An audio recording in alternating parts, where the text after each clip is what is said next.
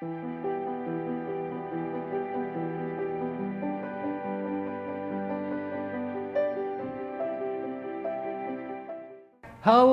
Today I'm going to teach you the basics of retouching and color correction, or a beginning of the basics.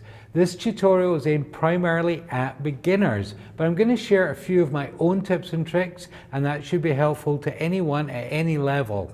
As an added bonus, I'm also sharing the action I'm going to use to get us started in the video. You can find a downloadable link to that in the video description below. Let's get started.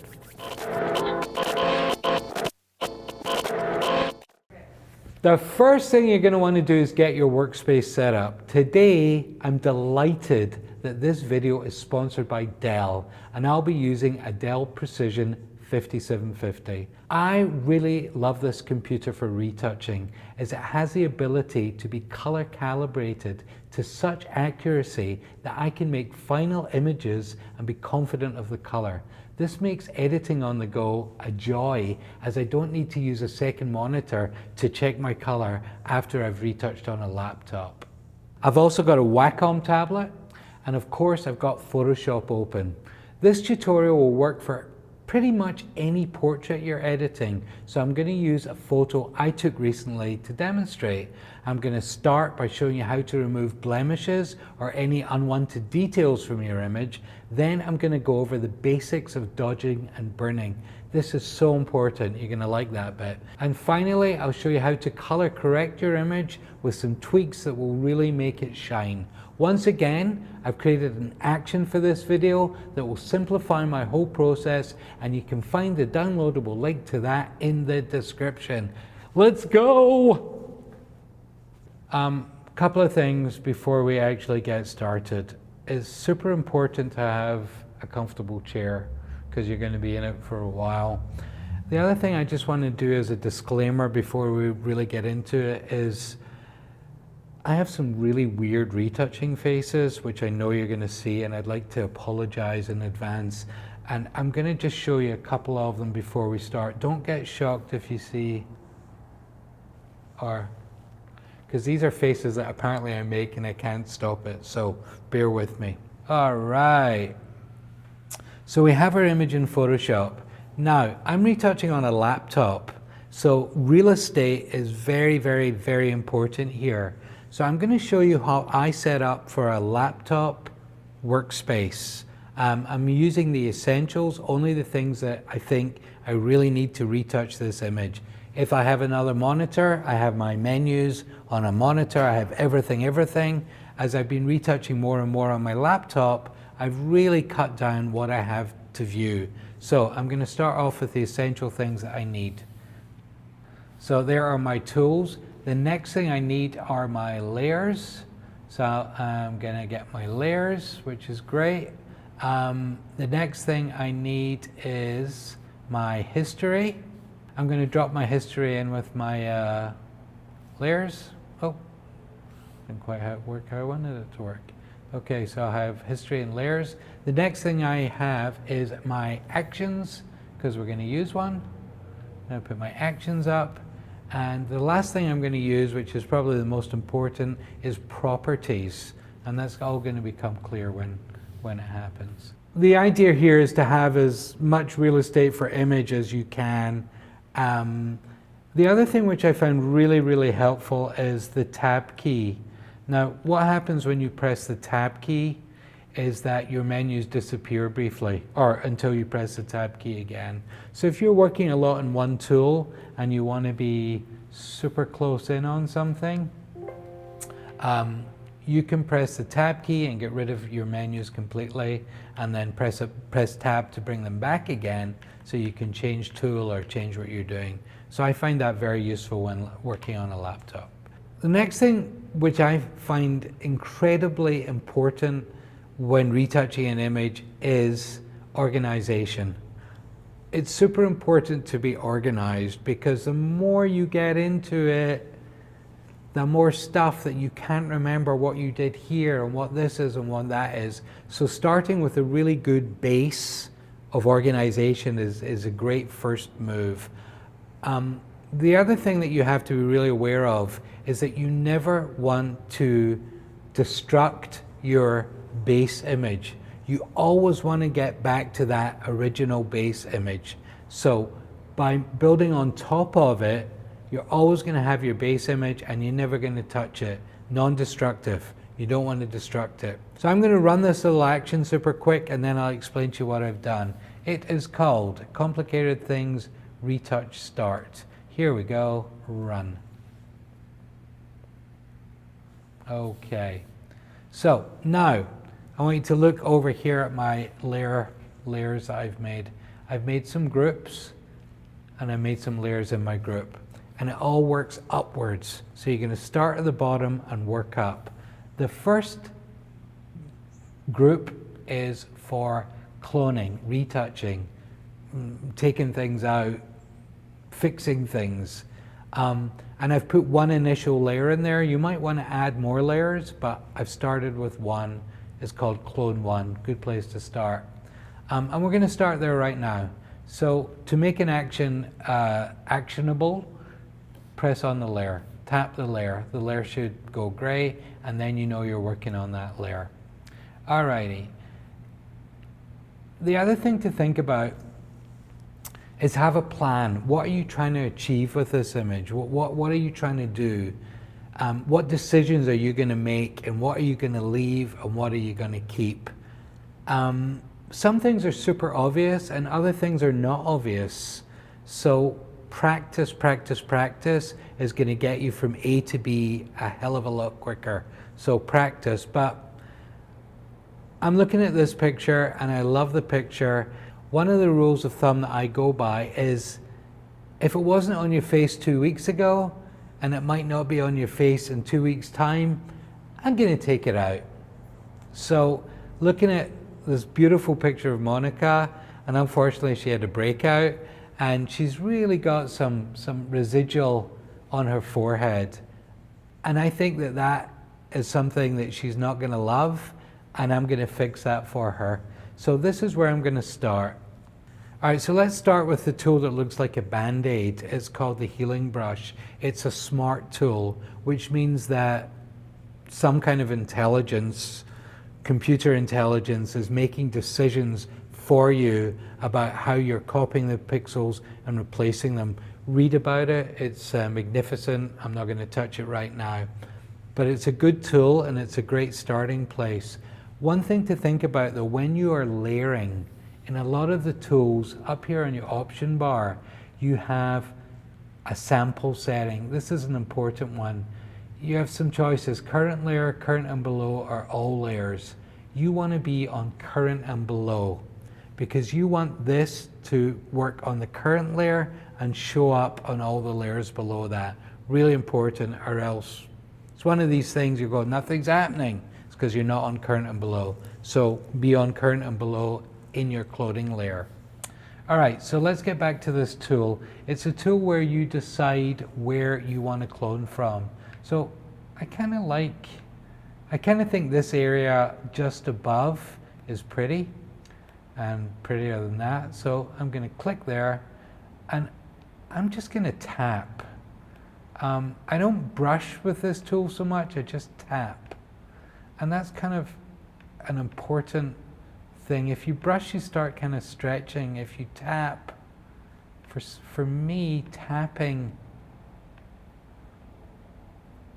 I don't know, I like to tap. I mean, I can't tap dance. I'd love to be able to tap dance, but I can't. So I'm literally just tapping. I'm going outside the area where I think it looks better, and I'm just tapping it in. And then when I want to find a new area, I press Option and choose that area and just literally tap it in. So that is basically what that tool does.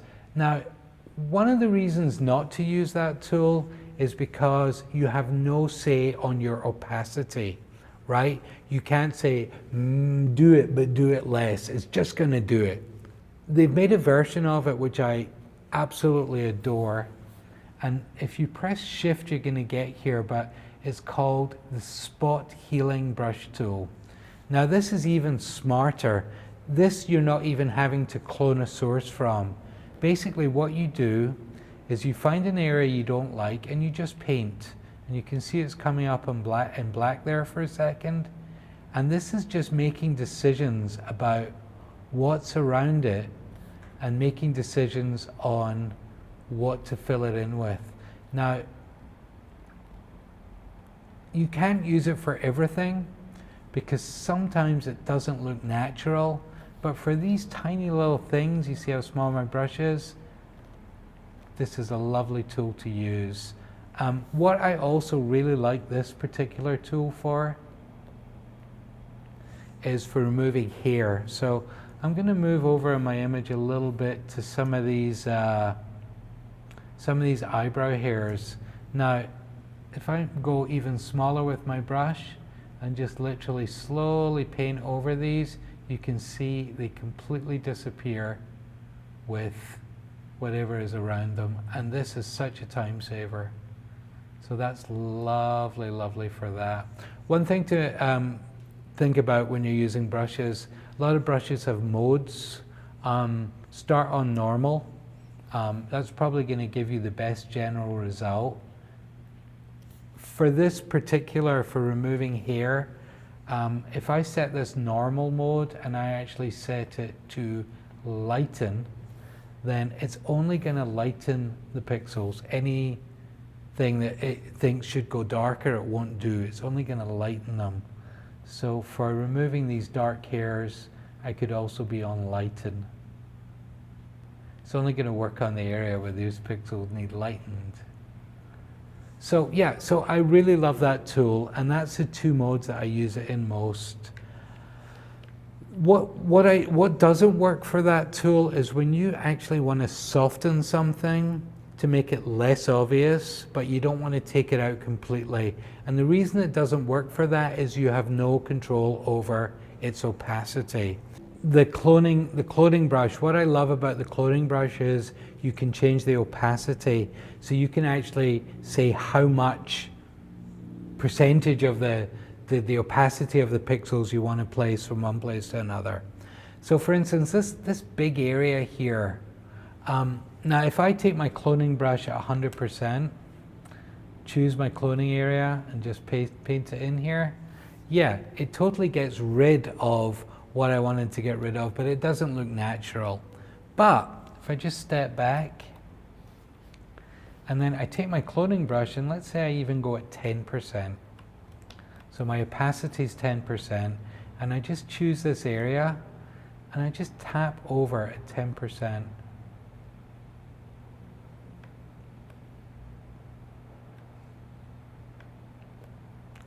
Take your time, think about where you want to clone from, make every kind of tap matter. And super quick, what I've managed to do is, I'm going to turn this on and off, I've managed to just blend it a little bit, which is going to do a couple of things. It's going to allow me to retouch on top of it, and it's also going to allow me to keep the feel of her skin without destroying it or just obviously cloning from another area. So this is also a really important tool for when you want to lessen something but not get rid of it. So here's a little area of the skin which is kind of interesting because I'm going to use both tools here. So the first thing I'm going to do is go back to my healing brush. I'm going to take a nice small brush and I'm just going to get rid of these hairs. Sometimes you got to kind of run over it twice, but so look how easy it is to just get rid of these hairs. I'm going to turn it on and off again super quick so you can see what I've done. Hairs, no hairs, but I've now got this this mole or beauty mark here. Now I like it as part of her face, but I want to lessen it a little bit.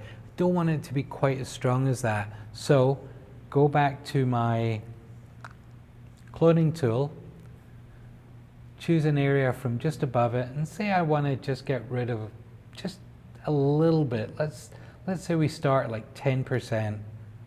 I'm going to choose the area above I'm just going to clone in that little bit, just tap that little bit 2 or 3 times here. And if I turn it on and off, I can see that I've lessened it, but I haven't got rid of it. So it's still staying on her face, it's part of her face, and that's it.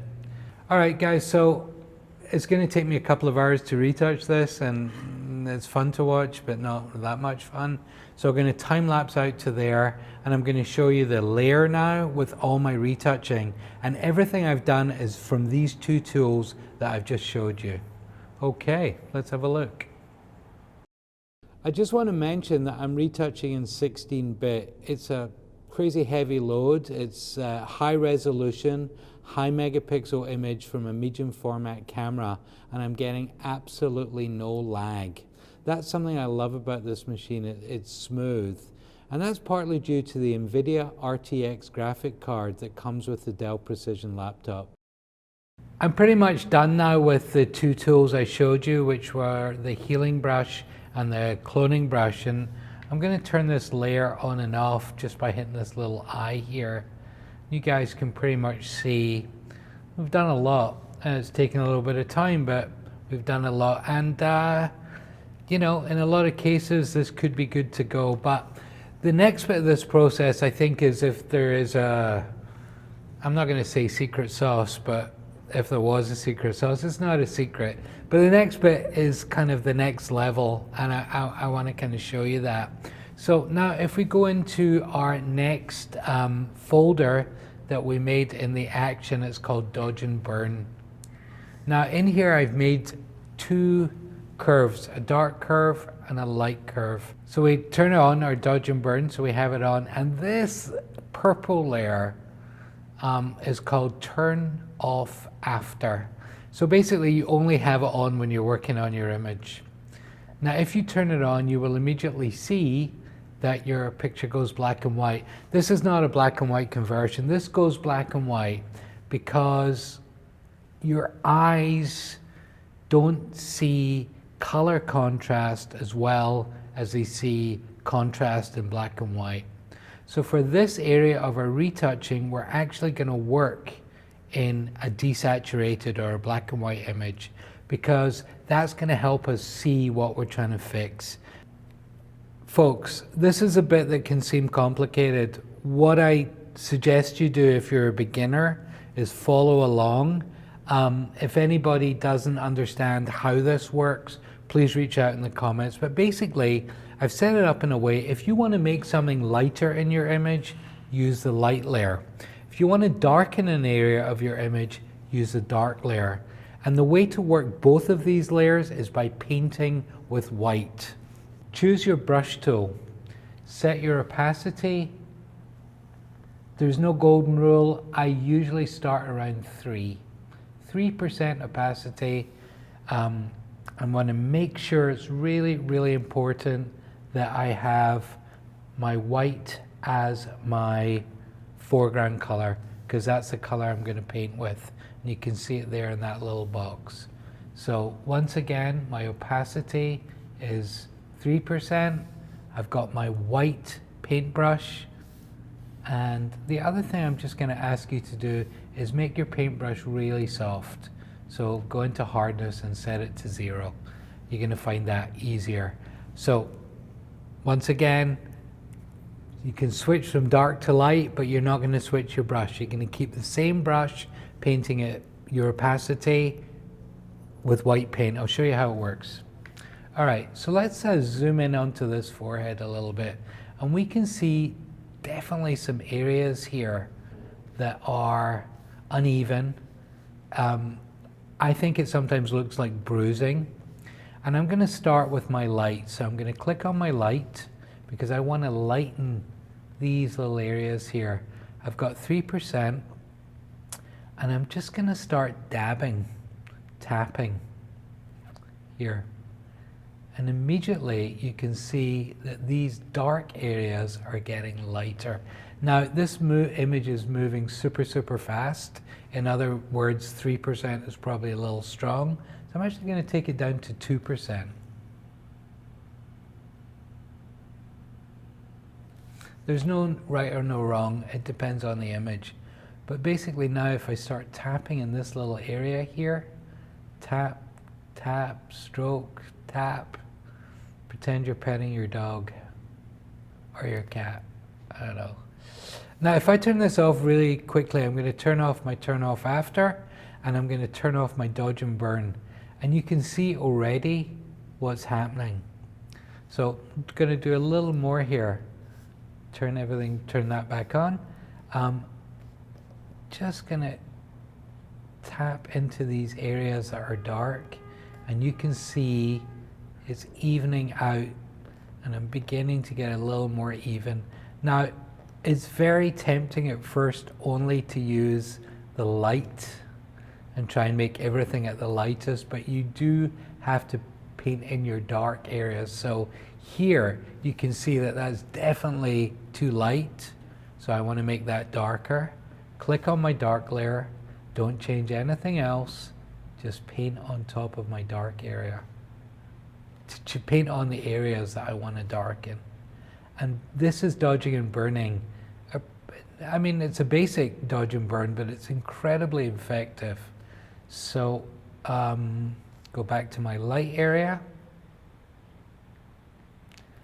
and I'm just going to lighten all. I like to switch back and forth fairly often and not get carried away. Now the other question that you're going to ask is, how close in should I be?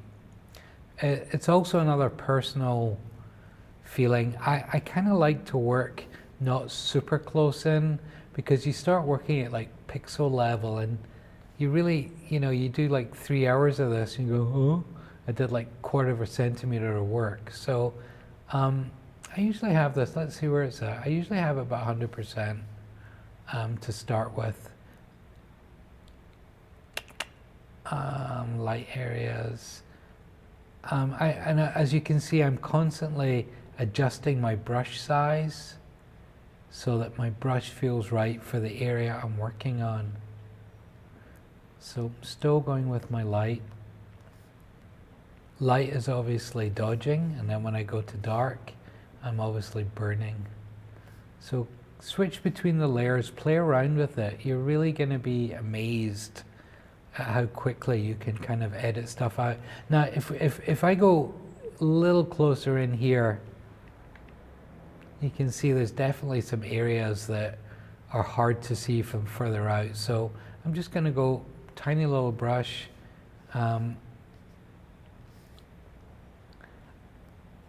Once you've done a little, like 5 minutes of this or a few minutes of this, I strongly advise you to go back out, turn it off, and see what you've done. So we've been working in this area here, and if I turn it off my dodge and burn, you can really see the difference I'm beginning to be able to make, evening out skin and making it look much, much more natural without affecting the integrity of the pixels, which keeps that skin feel.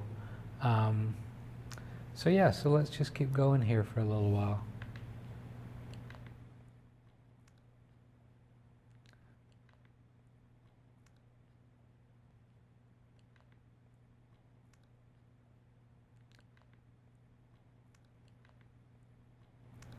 Alright, so I've moved down to the cheek here, and we can certainly see some imperfections. So if you're struggling seeing the imperfections, then what I want you to do is go back into this curves layer and just increase the contrast by moving that a little bit lighter, and then stronger contrast, and then the imperfections will be much, much clearer. So for the cheek, I'm going to go really dark on my contrast there to really show off my imperfections. So once again, just going to touch, click on the light curve, and these areas look really dark to me.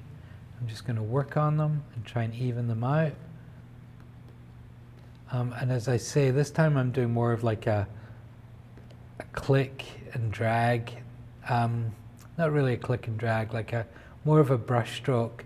I tend to use more of a brush stroke when doing this than just a tap, but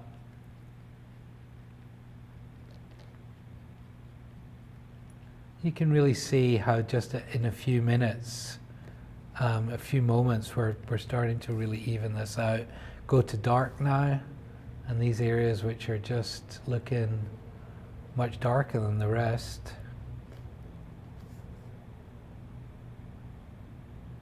So it's really about smoothing. I'm going to turn this off in a second and show you what we've done just on the cheek in that few minutes. All right, so let's turn off or turn off after, and let's turn off our dodge and burn. And you can see it's subtle, but it's really beginning to smooth out the image. The two little areas I did are really beginning to smooth out that image. So I'm going to time lapse again, and I'm going to take it to a place where I feel happy with it, only using that tool.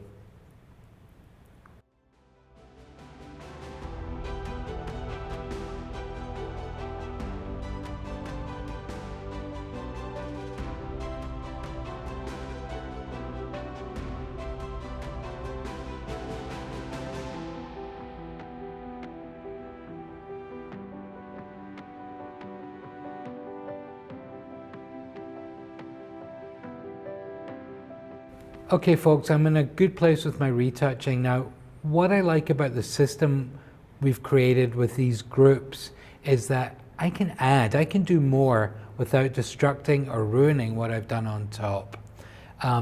The way the dodge and burn layers work is I can actually retouch underneath them. So here, I forgot to fix some of the red veins in the eyes here. Now, what I'm going to do is I'm going to go back into my cloning folder, and I've got my cloning layer, which I did all the work on, and I'm happy with it. And for example's sake, I'm going to make a new layer in there. I think it's a good idea for organization to name your layers, because all of a sudden you're going to start having layer 688, you're going to have no idea what it is. So it's not a bad idea to name your layers. It's good practice. I'm actually just going to name this layer Eyes. And as you can see, I've got some of these little red veins here. What tool am I going to use to take that out? I'm going to go to my spot healing brush. I'm going to use a really small brush. I'm just going to paint over these eyes. Over the, not over the whole eye, because it looks weird if you don't have eyes. But just over these red kind of veiny bits. I'm not trying to get rid of absolutely everything because it won't look natural, but just lessen them so it's not so obvious in our image. So, I mean, that's pretty much it. This is a classic retouching face. Do you see this one? This one is number 466. I'm so nervous to see about how all my weird retouching faces look. This is also a classic. So I'm amusing myself here. Nobody's listening. All right, so that is the eye. I've just pretty much touched it with that tool. I've gone over and I can turn it on and off independently, and you can see I've made a really nice difference taking out these red veins in the eyes. So I wanted to show you, you can still go back and above and go below and jump around and add and do more. The more proficient you get, the less layers you'll use. But when you're just starting and you really want to, like, I like it, I always want to get back there, make a new layer. Name it, be able to turn it on and off, makes things a lot better. Alrighty, so we're in pretty good shape here. And what I'd like to do is show you my basic color, how I'm going to start pretty much on every image. When you get a little more proficient or when you're practiced, I would definitely think about adding some color actions into your initial action, or making a new one or whatever you want to do. And I've purposely not added it here because I want to show you how to make a group and how to put stuff in that group, and that group's going to be our color group. So in order to make a new group, you just click on the little folder here and you have a new group. Now, Photoshop makes things above where you last were. So I was highlighted on my cloning, which made my group, my new group above that, but I actually want it above my dodge and burn. So it's pretty easy in Photoshop to move it where you want it to be. The next thing I'm going to do is name it, and I'm going to call it color. Okay, and then the other thing you can do is you can add a color to the folder. If you go down, if you right click, you can add color. I usually do my color layers in yellow. So I made a new folder, and I've colored it yellow. All right, if the little arrow is pointing down like this, then you know that the folder is open. There's nothing in my folder yet, and I'm going to start where I start, which is a curves layer. It's a kind of adjustment layer. So here, this little guy here is going to show you all your adjustment layers. We're going to choose curve. Okay? When we've chosen curve, I'm going to make some contrast with this curve layer. And how I'm going to do it is use something called an S-curve, which is pretty much an S-curve. And this adds contrast. So I'm going to pop my highlights up a little bit. And I'm going to bring my shadows down. You can see I'm creating some lovely contrast. And it looks particularly nice because adding contrast usually brings out blemishes and flaws. But because we've retouched it, we can add this contrast now and still keep everything looking pretty, which is really important about the earlier dodging and burning. I've added the contrast, but it doesn't make my image look whack. So that's lovely. One thing about adding contrast is when you add contrast, you also add saturation. Might work, might not work.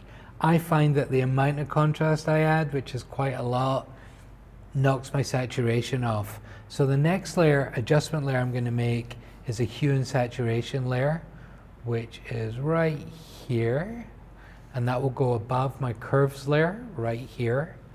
And I'm just going to bring down the saturation and slide it back and forward to just find that perfect point. And I think that's lovely. Something very nice happens when you increase contrast with a curve and reduce saturation. I don't know if it's a style or a look or a feel, but I just love the way it looks. So I usually do that on every single image I'm working with, so that's my starting place. If I just turn my color on and off super quick, you can see I've just added contrast and it has saturated a little more, but I think it's helping. So I'm going to leave the saturation right there. The next little area of color correction is my favorite because it reminds me of being in the darkroom. It's a dodging and burning, but it's more of a global dodging and burning. It's not pixel level-y skin evening out. It's like how to lighten an area of the photo or darken it overall. For you guys that remember the darkroom, you know, the dodging and the burning with the cards and the pieces of paper and the wire and the lollipop shaped things. This is the time in the retouching that I really feel like a bit of an artist, and I use a freeform brush. And the way I like to do the dodging and burning here is with something called Quickmasks. A quick mask allows you to make a quick selection of what you want to do and then work on it. I use them all the time. I know some people don't use them at all, but this is how you do it, and I would try it. So the first thing you're going to do is going to press the Q key, and that's going to take you into Quickmask. When you're in Quickmask, whatever selection you make is going to be remembered. So I'm going to take a brush, any opacity you like. I tend to start with all my Quickmasks about 30%, and I'll show you why in a minute. So I've got my brush, I've got a big soft brush, and I'm going to start just tapping in here where I kind of want to lighten, and I'm just hitting these kind of really dark areas of the hair. And you can see I kind of feel like an artist here. I'm doing like brush strokes. It's kind of fun. Now, it's really up to you how detailed or how much into this you want to get. Sometimes in a situation like that, I might make my brush a little smaller. and then maybe increase my opacity to 50%. So within the same mask, it's going to lighten and darken at different levels because I have different levels of opacity. So it looks a bit weird, but we're going to try it. So press Q. You'll come out of your quick mask and you'll get marching ants for your selection. Okay, so you made a selection. It's here. What do you want to do with it?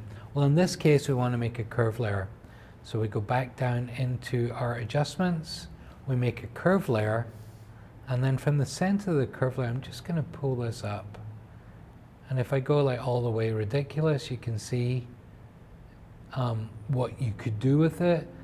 But play with it. Just to get a feeling where it feels right. It's a good time to make a retouching face. So yeah, I'm kind of liking it around there. So I'm just going to turn that on and off. So you can see I really brought some detail back into the hair there, and I kind of like what I've done. I'm going to stop there. All right, looking at this image again, the next thing, when I added contrast with my S-curve, I really lost a lot of the pretty detail in the coat because I crushed the blacks. So now I'm going to do, again, I'm going to try and open up some of the blacks and some of the texture that was in the coat. Press Q, nice soft brush at 30%. I'm just going to tap and paint and be a happy little painter guy for a minute. There we go. I'm not going for crazy accuracy because I'm trying to get it to look natural, as if I was in the darkroom. There we go. Press Q again to come out of Quick Mask. We have our selection. We're going to take our selection, we're going to make a new curve layer, and then we're just going to lift up the coat, the detail in the coat, and I kind of like that. That looks really nice. There we go. So let's turn that on and off, and you can see what we've done with the coat there, which is great. The next place I'm going to go to, which I always go to, are my eyes. Whitening eyes is subtle. I think you should do it, or at least try and do it, but over whitening eyes is going to immediately make your picture look wrong. So be subtle with it. But I'll show you how to do it with a quick mask. Press Q again, make a nice smaller brush, and once again, don't go for crazy accuracy, but just paint in the white of the eye. I might do this a little quicker than you guys will to start, because I've done it a couple of times. But just paint in the whites of your eyes with your quick mask. Press Q, takes you out, makes a selection. If your selection is less than 50% opacity, sometimes you don't get the marching ants. Don't worry about it. When you make your curve layer and lighten it, you can be able to see what you've done. So obviously that's crazy white. Just a little tiny little hit there. And let me turn, you know, it's good to turn things on and off. That's a little too much even for me. So there we go, that looks pretty. And the next quick mask, or the last quick mask I'm going to make, is on the iris. I find that lightening the inside of the iris makes eyes pop. So I'm going to do this weird little quick mask. I'm going to go Q. Just going to make this kind of weird little quick mask between the pupil and the edge of the iris. Do one on the other side as well. Funny retouching face 276. Press Q. Make a new curve layer. And just open up that. And you can see how much that really makes the eyes pop out a little bit. I think that's good. I can do hundreds of quick masks on this particular image. Let me show you one more that I think I would do here. So just in order to make the face pop out a little more, I can see that I like the way the neck looks. I don't like my neck, but this neck is pretty good. But I want to just darken that a little bit, just to make the face more prominent. So look how roughly I do this.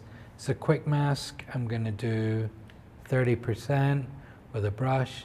I'm just going to do a really rough selection of that neck. I don't really care if it goes into the hair, as you can see there. It's just a touch.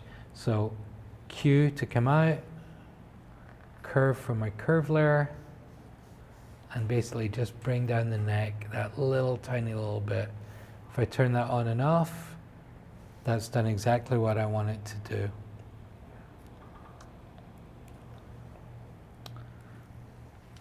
So folks, that's pretty much it. That's how I do it.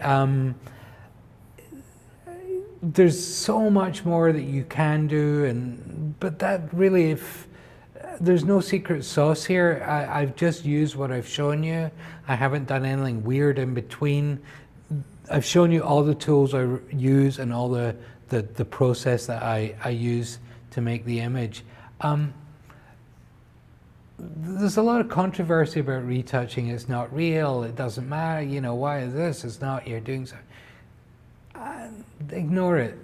You know, Ansel Adams, one of my favorite photographers, did so much work in the darkroom that if you were to see like a Ansel Adams straight print with no darkroom work, then you go, eh. Now, I think Ansel would have really loved digital. And one of the things he said, which I think is really relevant to retouching, is that when you make a picture, you're writing the score. You're capturing the light and you're writing the score. When you print it or process it, as we do in digital, you're performing it, right? You're making the performance. You're deciding where it should be loud, where it should be quiet, where it should be soft, where it should be hard. And I think that's a really good way to approach your retouching. I really think you can make your mark on your photo by how you process it and retouch it. And I think it's a lot of fun to do. I really hope this tutorial was helpful. If you're interested in seeing more retouching tutorials from me, coming up super soon is an Alex retouching tutorial, which is going to be so interesting because it's such a juxtaposition of how I work, and we can get to similar results in a completely different way. So watch out for that. Thanks again, guys, for watching, and we'll see you soon.